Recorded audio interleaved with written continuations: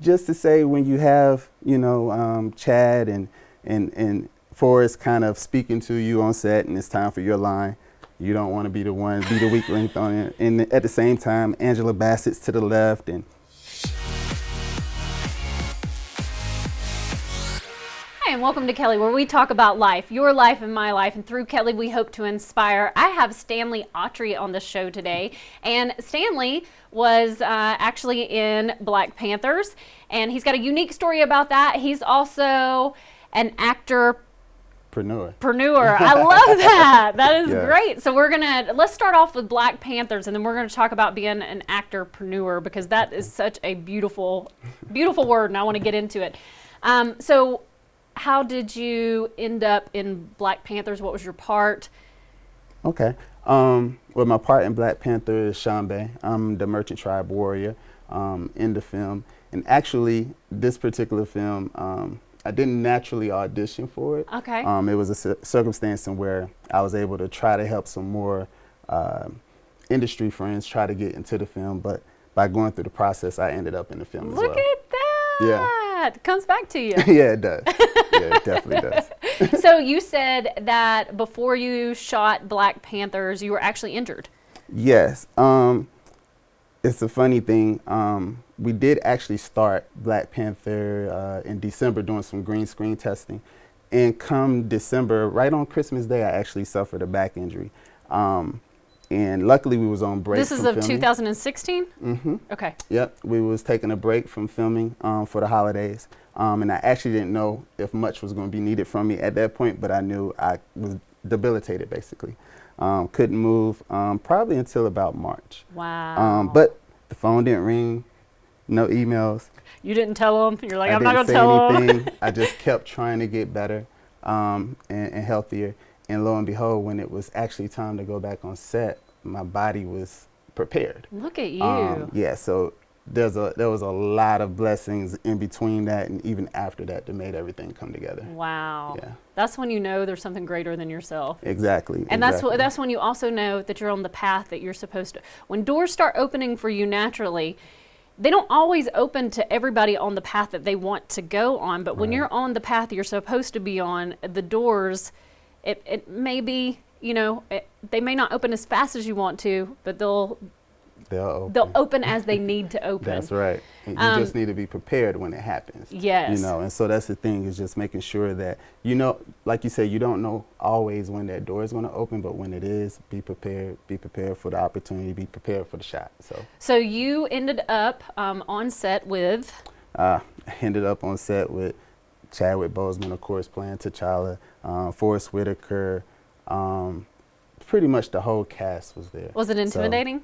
No, but just to say when you have, Chad and Forrest kind of speaking to you on set and it's time for your line, you don't want to be the one, be the weak link on it. And at the same time, Angela Bassett's to the left and Daniel from Get Out's next there and Lupita. So all these great names are right there, and Denai and all that. And you're like, well, you know what? Today I'm right here too, so I'm definitely going to do my end to make this film great. Yeah. So and it was very family felt while we was there. So no one necessarily felt like there was levels per se.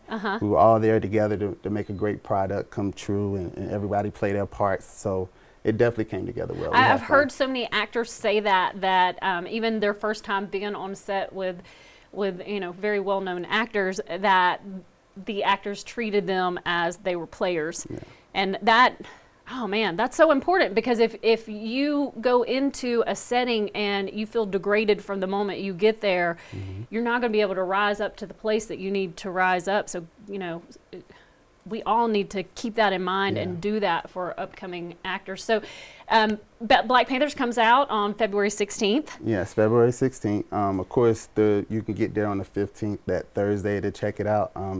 Fortunately for Black Panther, so far we've been the highest pre-sold ticket sale of Marvel ever in history. Yeah. So we're hoping to continue that momentum forward. But so far everything's been good. So, that's awesome. Yeah. So what was your greatest lesson coming out of that? Just with the whole experience of, your injury and then being in the place that you ended up. Definitely trusting God, number one, but also staying persistent, staying ready, being humble, because I was a little naive in some of those portions. I was trying to block blessings. I was trying not to do certain things that, fortunately, the directors, different peers was able to kind of talk me through, and made sure that I was there to deliver at that time, make sure that I was available.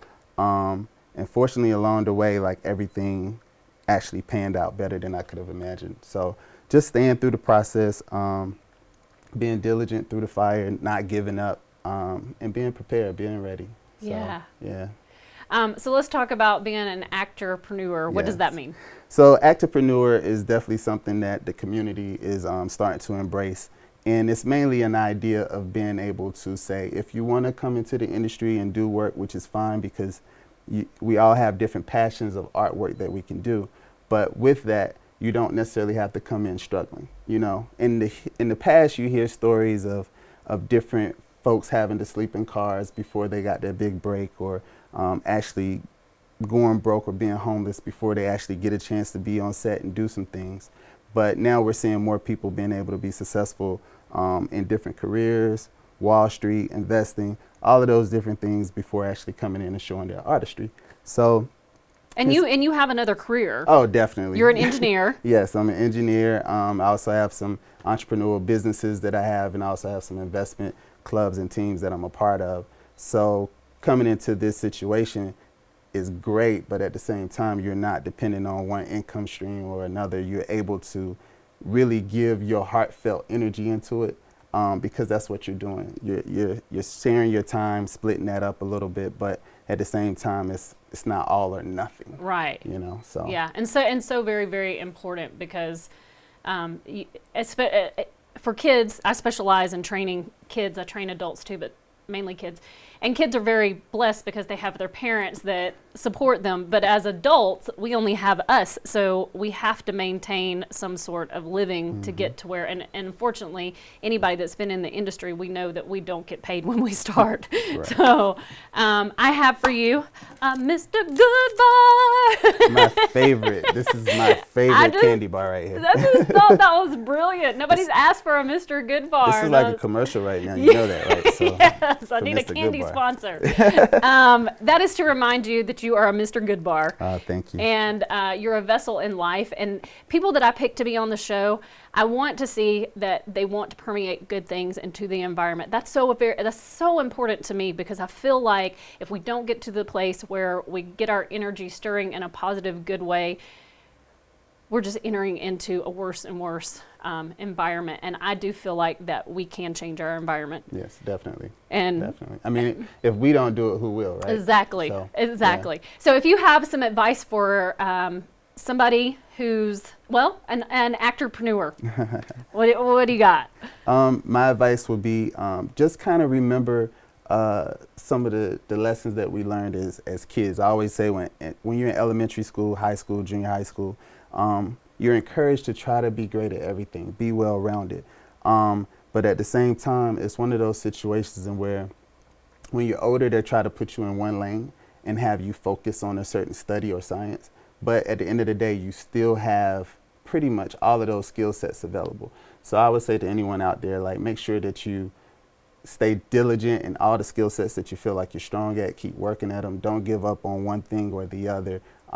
Be able to excel in all of those things, and give yourself an opportunity to see how you would do if you use the artistry side of your brain, if you use the math side of your brain, or any of those other sciences, you know. And you'll be surprised what comes back. And don't be afraid to fail. And don't be afraid to fail. And if you failed, get back up, try it again. You're right. There's never an end until you decide there's an end. You know? Well, Stanley, thank you so much for being here.